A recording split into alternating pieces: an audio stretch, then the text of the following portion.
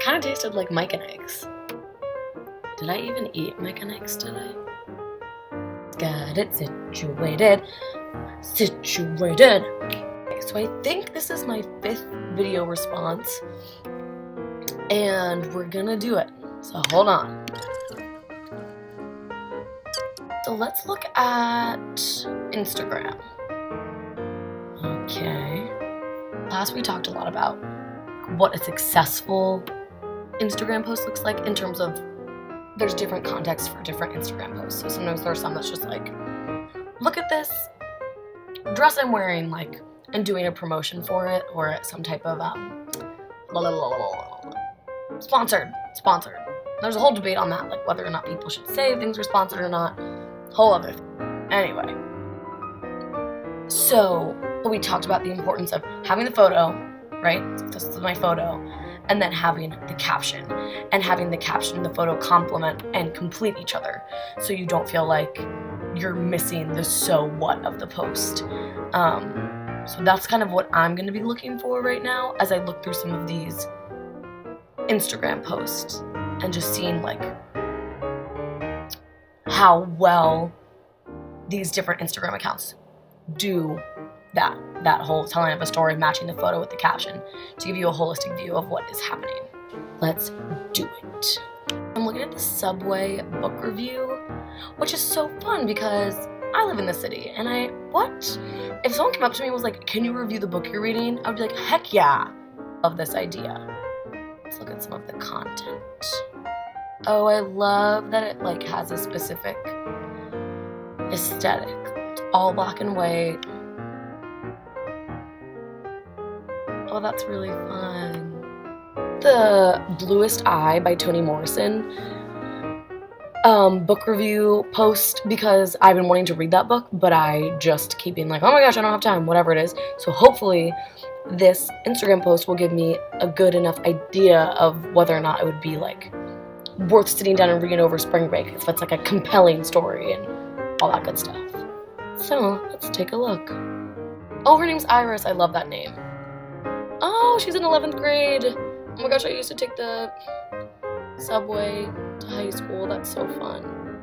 That's already one thing. Like, I know it's in the interview, which we also talked about, is like the importance of taking a quote from someone and having that sometimes be enough, but also framing it in the context of like, what was the conversation you had and all these things. So obviously Subway book review, it's pretty clear that this is someone on the subway who's giving a review of the book that they're reading.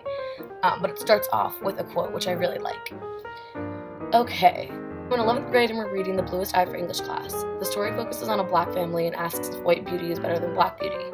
Yesterday we watched the doll test, which is an experiment where kids are asked to judge a white doll and a black doll.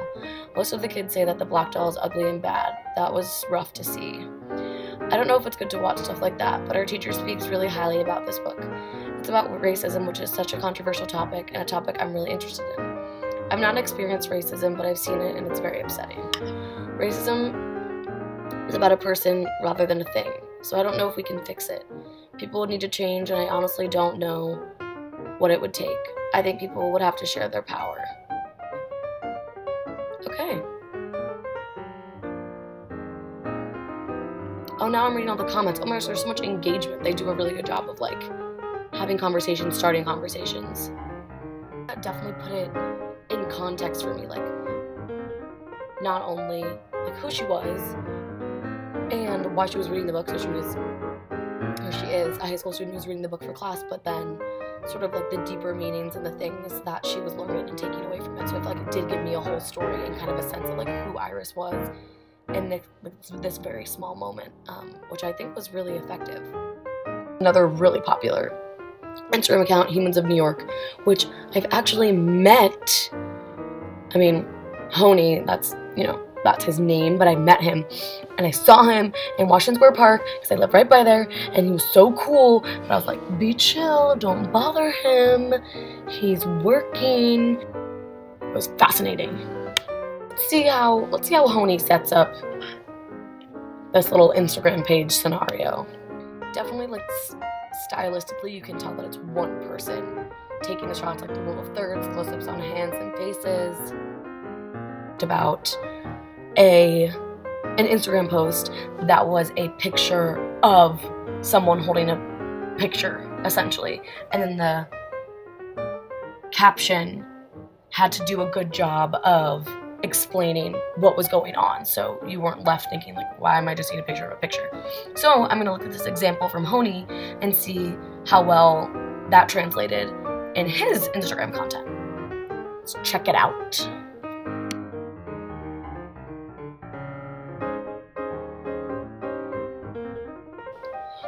When my wife first told me that she was pregnant, I couldn't sit down. I wanted to rearrange the furniture or something. There was this urgency, like I should be doing more. My daughter is 11 months old now, and the feeling hasn't gone away. Everything seems so consequential. I've been thinking about everything from her point of view. The memories she'll have in the future are going to be based on the decisions I make now. I especially worry about the space. We live in a tiny apartment, and she's got this little 5x5 piece of a carpet that she plays on. Today she walked for the first time using her little pushcart thing, but she can only walk 4 feet before she hits a wall and has to turn around. And I don't ever want her to feel limited or boxed in. We looked at new apartments recently, and everything we can afford is so small. So I need to focus. I need to learn more. I need to get a promotion, because I don't ever want her to have an awareness of being poor or any kind of worry at all. I just want everything to feel natural so she can prioritize her own life and her own feelings. Well, definitely, I feel like I understand this story based on the quote I was given. And I'm sure there was a lot to the interview, but I really liked the piece that was taken. These are making me feel like, I don't know, I think they're definitely when done right, social media and Instagram specifically can definitely foster a sense of human connection. And even though people are all separate, geographically, someone from across the country or across the world could see this post about this dad, trying to get a promotion for his daughter. And that's really, I like that. Let's look at some news outlets. Okay, let's check out NPR. Most interesting, NPR has 1.9 million followers, and Humans of New York has 8.7.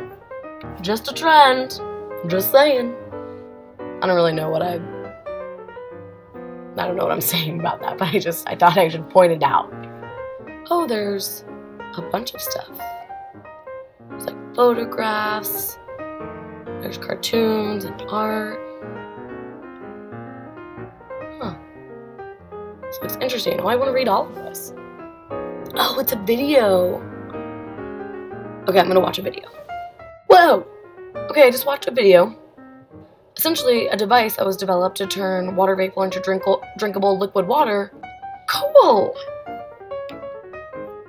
Oh, I feel like I learned. It was maybe a minute and a half. It was good, and it was short, and it was colorful, and it was informative. So that was definitely a good way to fit the social media platform of something engaging and fast.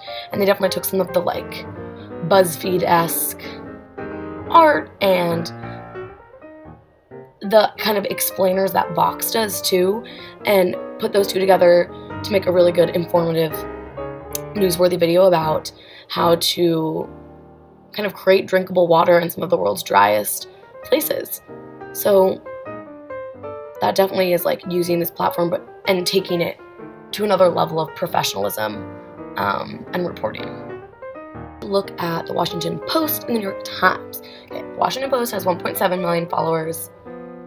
Ooh, the New York Times has 5.6. Interesting. Alright, let's look at the Post first. This is a perspective piece that draws you in because it does have the photo of Michael Jackson, but then also it's kind of a review. So it's a review of something specific, but speaks to the wider sort of conversation that's been happening and people have been having all over the world about abuse and how that is swept under the rug, especially if you are someone in power, a man in power, more specifically. That's kind of their aesthetic, is these big chunks of quotations that grab you and pull you into the story, and then they expanded on it in their caption. Interesting. I think it does a good job of keeping the professional news aspect while also fitting the platform well, because like if I was just scrolling through, I feel like I would still get a general idea of like, okay, this is about like Leaving Neverland, the documentary, and how it's impacted how people see Michael Jackson now. And if I clicked on it, then I would see a little bit more about, in detail, the perspective article that was written by Chris Richards. Interesting. Okay, now let's check out the New York Times. Times is artsy. Of course it is. Oh, there's so many things that look so cool. I'm immediately very intrigued by this. Oh, this is so fun. They also have an article I guess they have similarly a video, kind of like NPR did, about the environment. This is about Switzerland and the opportunities they see creating hydropower dams. And then talking about kind of the changing environment and how with glaciers melting because of climate change, stream flow is increased, but how that's being harnessed for energy. That's kind of like not a positive spin, but like, okay, work with what you've got. If the glaciers are melting, then we might as well have energy. These different news outlets are focusing on the main stories or main thematic areas that are important to the reader. Is it the reader now? I guess. Not the consumer, but I guess, I mean, it could be the consumer of like social media content. And in this case, now social media content is kind of coupling with news. Interesting. So we looked through Subway Book Review in this one hand. I don't know if I can edit this so I can have it here. I'll try. And then we looked at Humans of New York. So then we looked at NPR, then we compared the Washington Post and the New York Post. No. The New York Times. Washington Post. New York Times. I'm trying to be smart, but midterms are happening and I think my eyeballs are gonna fall out of my head. Thank you for watching my review of Instagram as a creative and professional news outlet. I don't know why that took me so long. Like, all of a sudden my mind went blank and I was like, nope, no thoughts.